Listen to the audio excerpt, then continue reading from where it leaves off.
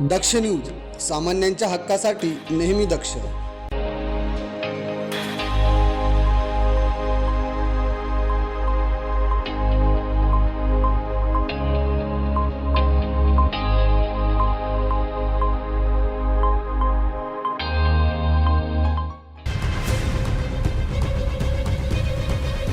नाशिक जिल्ह्यातील पेठ तालुक्यात आज सकाळी एक भीषण अपघात झाला असून यात ट्रक चालकाचा मृत्यू झाला आहे, तर दुसरा चालक गंभीर जखमी झाला आहे. राष्ट्रीय महामार्ग पेठ पोलीस ठाण्यासमोर हा अपघात घडला आहे. मिळालेल्या माहितीनुसार सकाळच्या सुमारास नाशिककडून गुजरातकडे माल वाहतूक करणारा ट्रक आणि गुजरातकडून नाशिकच्या दिशेने येणारा कंटेनर यांच्यात समोरासमोर जोरदार धडक झाली.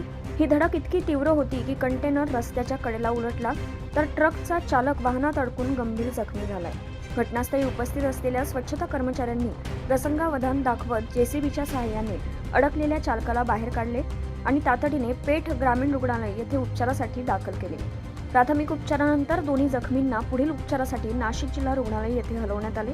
मात्र ट्रक चालकाचा उपचारादरम्यान मृत्यू झाला असल्याची माहिती समोर आली आहे.